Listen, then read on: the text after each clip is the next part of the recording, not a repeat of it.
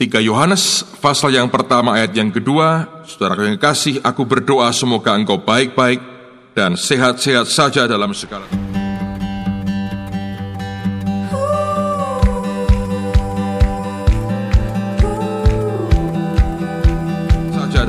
sesuatu, sama seperti jiwamu baik-baik saja. Kita sudah belajar tentang bagaimana sebetulnya kita melihat akan keuangan ini dalam sisi tinjauan akhir zaman.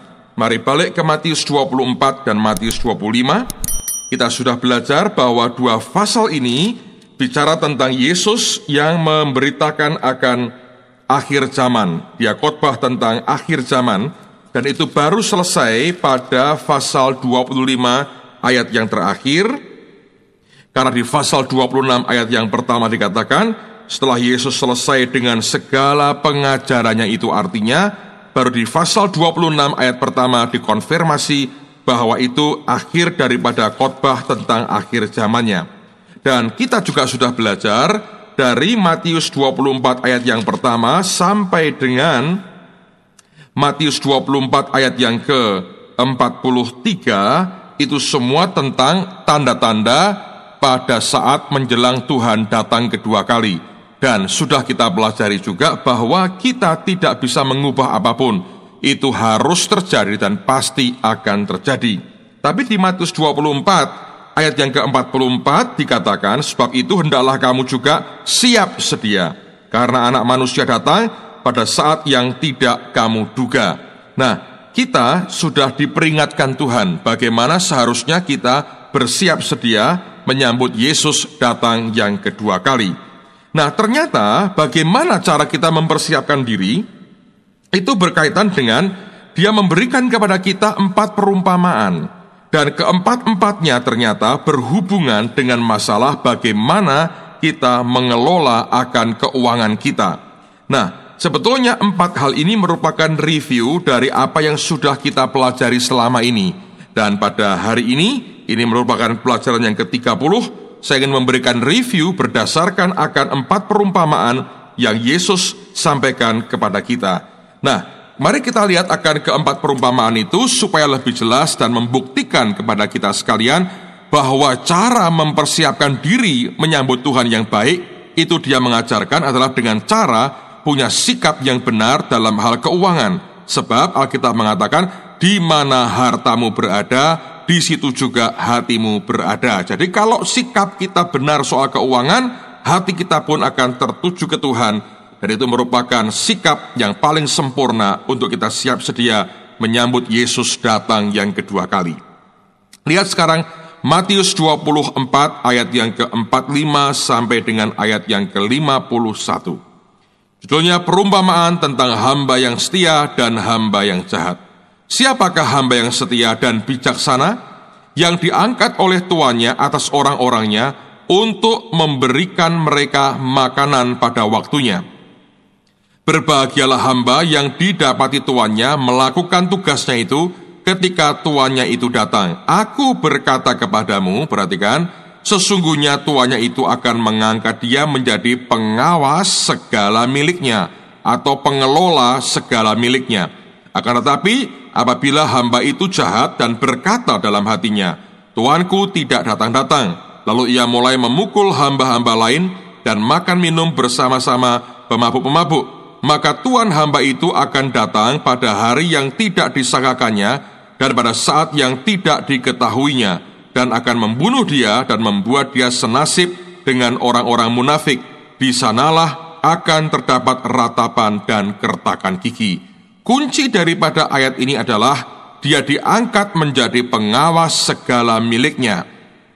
Dia harus memberikan mereka atau hamba-hamba lain makanan pada waktunya. Lihat, tugasnya itu memberi makan orang lain pada waktunya. Lalu dia diangkat menjadi pengawas segala miliknya. Ini bicara soal hidup sebagai pengelola dari harta surgawi. Kalau kita mau siap menyambut Tuhan datang kedua kali, jangan jadi orang yang terikat dengan harta atau orang yang tertipu dengan tipu daya kekayaan. Ingat, tipu daya kekayaan berkata bahwa harta itu milikku, harta itu milik kita, bukan milik Tuhan. Tapi kalau kita mau jadi orang yang berkenan di depan Tuhan, kita harus sadar tugas kita memberi makan orang lain pada waktunya, dan kita jadi pengawas segala milik daripada Tuhan kita. Jadi saudara sekalian, lihat yang pertama, Tuhan mengajar kita, jadilah pengelola, jadilah seorang steward, jadilah seorang pengelola dari harta surgawi. Ingat, bumi dan segala isinya milik Tuhan, bukan milik kita. Jadi apapun yang Tuhan perintahkan untuk kita lakukan, ingat, kita ini hanya seorang distributor dari kekayaan surgawi. Lakukan yang Tuhan perintahkan, maka harta yang ada pada kita tertuju balik ke Tuhan, maka hati kita juga tertuju kepada Tuhan. Tapi kalau kita berkata, aku mau kuasai ini milikku, Anda dan saya sudah kena tipu daya kekayaan. Kita bukan menjadi pengelola, malah kita menjadi orang yang jahat di mata Tuhan. Sebab kalau orang jahat akan berkata, dia pukul hamba-hamba yang lain, dia makan minum dengan para pemabuk. Artinya kita menghamburkan harta kita, berpesta pora untuk kepentingan kita sendiri. Tuhan tetap akan memberkati setiap pengelola yang baik, supaya Tuhan dalam keadilannya membuktikan juga bahwa setiap orang yang dia percayai pasti hidupnya diberkati. Jadi yang pertama, jadilah pengelola harta surgawi.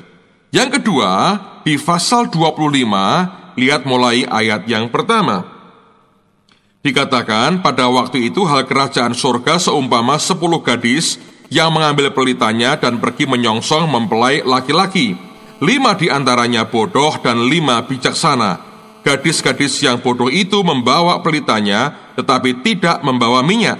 Sedangkan gadis-gadis yang bijaksana itu membawa pelitanya, juga minyak dalam buli-buli mereka. Tetapi karena mempelai itu lama tidak datang-datang juga, mengantuklah mereka semua lalu tertidur. Waktu tengah malam terdengarlah suara yang orang berseru, "Mempelai datang, songsonglah dia." Gadis-gadis itu pun bangun semuanya, lalu membereskan pelita mereka.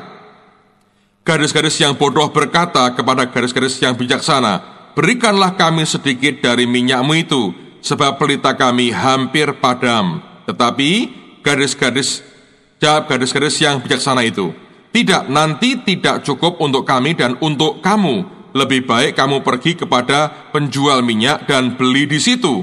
Akan tetapi waktu mereka sedang pergi untuk membelinya, datanglah mempelai itu dan mereka yang telah siap sedia masuk bersama-sama dengan dia ke ruang perjamuan kawin, lalu pintu ditutup. Kemudian datang juga gadis-gadis yang lain itu dan berkata, "Tuan, Tuan, bukakanlah kami pintu." Tetapi ia menjawab, "Aku berkata kepadamu, sesungguhnya aku tidak mengenal kamu. Karena itu berjaga-jagalah, sebab kamu tidak tahu akan hari maupun akan saatnya." Nah, di mana kebodohan para gadis ini? Kebodohannya adalah dia tidak membawa minyak cadangan. Tapi sebetulnya yang pandai adalah, yang bijaksana adalah mereka punya minyak persediaan. Nah, bedanya di sini, gadis yang bodoh itu uangnya dia simpan sebagai uang, tidak dia gunakan untuk membeli sesuatu yang membuat pelitanya tetap bisa menyala. Nah, perhatikan, lagi kita belajar, orang yang terikat dengan harta, dia akan begitu kikir.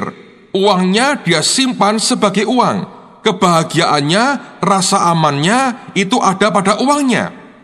Karena itu, yang bijaksana berkata, lebih baik kamu pergi kepada penjual minyak dan beli di situ. Berarti mereka tetap simpan uangnya, mereka kantongin duitnya, dan tidak mereka pakai untuk membeli sesuatu yang bisa membuat pelita hidup mereka menyala. Hari ini ada banyak orang yang gemar simpan uang. Saya beritahu, ketika Tuhan datang, uang kita sudah tidak akan laku lagi. Gunakan uang kita untuk hal-hal yang membuat pelita kita tetap menyala, sehingga kapanpun Tuhan datang, kita siap. Uang jangan disimpan di dunia dalam pengertian hanya untuk menumpuk kekayaan. Simpan di surga, gunakan untuk perkara-perkara yang membuat pelita hidup kita tetap bisa menyala. Nah, kalau kita bijaksana, kita belikan minyak, sesuatu yang tetap membuat pelita hidup kita menyala. Anda akan tahu apa yang harus engkau lakukan dengan keuanganmu. Pakai itu uang untuk memberkati orang lain.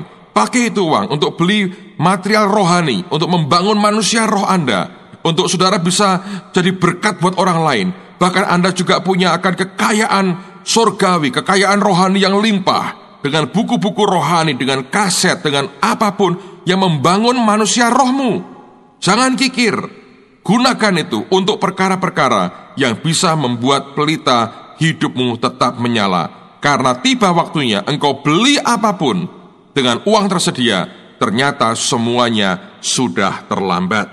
Jadi saya lagi lihat bagaimana Tuhan mengajar kita menggunakan akan keuangan kita. Yang ketiga itu ada pada pasal 25 ayat 14 sampai dengan ayat yang ke-30. Nah, perhatikan bahwa ini pun bicara soal pengelola keuangan. Judulnya perumpamaan tentang talenta. Lihat, tidak ada waktu untuk kita membaca seluruhnya. Di rumah tolong Anda baca sendiri. Cuma perhatikan bahwa talenta yang dibagikan adalah 5, 2, dan 1. Ketika dibagikan itu, tetap itu milik tuannya. Karena itulah ketika tuannya pulang, maka sebetulnya talenta itu harus dikembalikan dan dipertanggungjawabkan kepada si tuan itu. Kalau diberikan sebagai milik, maka tidak perlu dipertanggungjawabkan. Tapi karena hanya dipasrahin untuk dikelola, maka harus dipertanggungjawabkan dan dikembalikan kepada tuan itu. Nah, perhatikan akan hamba yang jahat, yang tidak mendapatkan apa-apa ketika tuannya pulang. Perhatikan ayat 24 dan ayat 25. Kita lihat ini soal pengelolaan keuangan. Kini datanglah juga hamba yang menerima 1 talenta itu dan berkata, Tuan, aku tahu bahwa Tuan adalah manusia yang kejam, yang menuai di tempat di mana Tuan tidak menabur dan yang memungut dari tempat di mana Tuan tidak menanam. Karena itu aku takut, ayat 25, dan pergi menyembunyikan talenta Tuan itu di dalam tanah ini. Terimalah kepunyaan Tuan. Dalam bahasa Inggris dikatakan begini, So, I was afraid that you would rob me of what I earned. Dia berkata, Tuan, aku takut nanti engkau merampok hasil kerjaku. Nah, ini sikap yang salah. Seringkali ketika kita akan memberikan persembahan, kita merasa dirampok oleh Tuhan. Ingat, Ulangan mengatakan bahwa itu bukan karena kekuatan tangan kita memperoleh kekayaan. Dia yang memberikan kepada kita the power to get wealth, kuasa untuk memperoleh kekayaan. Jadi bukan Tuhan merampok kita. Ingat, semua miliknya Dia. Kita hanya pengelola, itu bukan hasil usaha kita dan bukan milik kita. Salah ketika Dia berkata, Tuhan, aku takut Engkau merampok hasil kerjaku. Ada banyak orang berkata, lebih baik gak usah ngapa-ngapain aja, toh diminta Tuhan lagi. Saya berkata, itu cara berpikir yang salah. Sebab segala sesuatu dari Dia, milik Dia, dan yang memberkati Dia juga. Nah, ayat yang ke-29, perhatikan lagi. Karena setiap orang yang mempunyai, kepadanya akan diberi sehingga ia berkelimpahan. Tetapi siapa yang tidak mempunyai, apapun juga yang ada padanya akan diambil daripadanya. Lihat, siapa yang mempunyai, yaitu orang yang bisa menjadi pengelola yang baik dari harta surgawi. Itu akan diberi sehingga berkelimpahan. Anda mau berkelimpahan? Jadilah pengelola kekayaan surgawi yang luar biasa, sehingga engkau dan saya menikmati kelimpahan yang luar biasa yang dari Tuhan datangnya. Tapi kalau kita tidak punya, tidak mau mengelola kekayaan surgawi, takut Tuhan merampok kita, apa yang ada padanya akan diambil daripadanya. Sekali lagi, 3 perumpamaan ini sudah bicara semuanya tentang bagaimana menjadi pengelola yang baik dari harta surgawi. Nah, perumpamaan yang terakhir juga berkaitan bagaimana menjadi pengelola harta surgawi. Nah, tidak ada waktu sekali lagi untuk membaca seluruhnya, tapi lihat ketika Tuhan itu dalam pengadilan terakhir, saya akan bacakan mulai ayat 31 sampai dengan ayat yang ke-40, dan di rumah tolong Anda baca seluruhnya sampai akhir karena ini penting buat kita. Apabila anak manusia datang dalam kemuliaannya dan semua malaikat bersama-sama dengan Dia, maka Ia akan bersemayam di atas tahta kemuliaannya. Lalu semua bangsa akan dikumpulkan di hadapannya, dan ia akan memisahkan mereka seorang daripada seorang, sama seperti gembala memisahkan domba dari kambing. Dan ia akan menempatkan domba-domba di sebelah kanannya dan kambing-kambing di sebelah kirinya. Dan raja itu akan berkata kepada mereka yang di sebelah kanannya, "Marilah hai kamu yang diberkati oleh Bapakku, terimalah kerajaan yang telah disediakan bagimu sejak dunia dijadikan. Karena ketika aku lapar, kamu memberi aku makan." Ingat, memberi orang makan, Anda perlu harta untuk itu. "Ketika aku haus, kamu memberi aku minum. Ketika aku serang asing, kamu memberi aku tumpangan. Ketika aku telanjang, kamu memberi aku pakaian. Ketika aku sakit, kamu melawat aku. Ketika aku dalam penjara, kamu mengunjungi aku." Maka orang-orang benar itu akan menjawab dia, katanya Tuhan, "Bila manakah kami melihat engkau lapar dan kami memberi engkau makan, atau haus dan kami memberi engkau minuman? Bila manakah kami melihat engkau sebagai orang asing dan kami memberi engkau tumpangan, atau telanjang dan kami memberi engkau pakaian? Bila manakah kami melihat engkau sakit atau dalam penjara dan kami mengunjungi engkau?" Dan raja itu akan menjawab mereka, "Aku berkata kepadamu, sesungguhnya segala sesuatu yang kamu lakukan untuk salah seorang dari saudaraku yang paling hina ini, kamu telah melakukannya untuk aku." Nah, kepada kambingnya dia berkata, ayat 45 dia berkata, maka ia akan menjawab mereka, "Aku berkata kepadamu, sesungguhnya segala sesuatu yang tidak kamu lakukan untuk salah seorang dari yang paling hina ini, kamu tidak melakukannya juga untuk aku." Lihat, semua yang dilakukannya membutuhkan akan keuangan. Memberi makan, memberi minum, memberi pakaian, memberi tumpangan, melawat dalam penjara, butuh kekayaan untuk disalurkan. Kalau kita lakukan itu, kita lakukan bagi Tuhan. Sebuah kesaksian menarik, Benny Hinn pernah cerita, seorang temannya, seorang hamba Tuhan di Amerika, di sebuah kota kecil. Suatu hari, dia dengan teman-temannya sedang ada breakfast meeting, kebaktian doa dengan para pendeta untuk makan pagi. Dan hari itu keluarganya sedang berlibur ke rumah mertuanya, sehingga dia praktis sendirian dalam rumah. Nah, ketika dia sedang makan pagi dengan para rekan pendeta, di sebuah restoran kecil di kotanya, ada seorang pengemis yang masuk ke restoran itu dan minta makan. Oleh pelayan ditolak karena tidak punya uang untuk membeli makanan. Si pendeta ini tergerak hatinya oleh belas kasihan. Kemudian dia datangin pelayan, dia bertanya, "Kenapa orang tua tadi yang miskin?" Dia berkata, "Dia minta makan, kami tidak bisa memberi dia makan kecuali dia mesti membayarnya." Pendeta berkata, "Kalau aku yang bayar, bolehkah dia tetap bisa makan?" Ya, pelayan berkata, "Kalau Bapak mau bayar, silahkan, Bapak yang akan bayar dan dia boleh makan." Orang ini keluar, pendeta ini keluar, dan dijumpai Pak tua itu di luar dalam keadaan kelaparan. Dan dia tanya, "Apakah engkau mau makan?" Dia berkata, "Ya, tapi aku tidak punya uang untuk makan." Pendeta berkata, "Mari masuk Pak, biar aku yang akan membayar ongkos atau tagihan makananmu. Pesan apapun yang kau mau, sampai engkau kenyang, dan biar aku yang membayarnya." Orang ini sangat berterima kasih, dia pesan makanan, dan kemudian pendeta ini berkata, "Izinkan aku kembali ke mejaku karena aku ada doa dengan para teman-temanku." Dia bilang, "Oh ya, silahkan, terima kasih." Sekian menit kemudian, pendeta itu kaget. Itu makanan di meja tersedia dalam keadaan utuh, tapi orangnya tidak ada. Dia pikir ini orang pasti di kamar mandi. Setelah sekian menit ditunggu tidak ada, dia menyusul ke sana dan orang itu tidak ada, kamar mandinya kosong. Dan ketika tanya oleh kepada pelayannya, mereka bilang, "Kami tidak tahu, kami sediakan makanan dan tahu-tahu kami tidak lihat dia lagi, kemana nggak jelas." Akhirnya sampai acaranya selesai, orang itu tidak memakan akan apa yang sudah dipesannya. Nah, malam harinya si pendeta ini sendirian dalam kamar dan dia sedang berdoa, menyembah Tuhan, dia baca Alkitab. Tiba-tiba ketika dia sedang berdoa, itu dia merasa ada orang yang buka pintu kamarnya. Sekian detik itu dia sadar dia sendirian, tidak ada orang, di luar terkunci. Kenapa pintu kamarnya terbuka? Dia khawatir ada orang lain yang jahat masuk.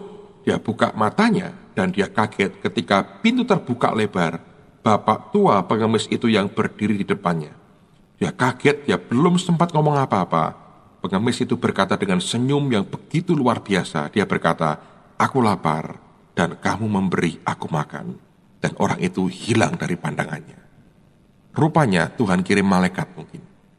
Dan tanpa sadar pendeta itu telah menjamu malaikat. Hamba Tuhan ini bersaksi, dalam waktu singkat gereja yang dia gembalakan berkembang luar biasa. dan banyak orang dikirim dan jadi jemaatnya. Luar biasa. Saudara sekalian, gunakan hartamu untuk sesuatu yang membuat engkau berkenan kepada Allah. Jadi domba dan bukan jadi kambingnya. Tuhan memberkati semua kita.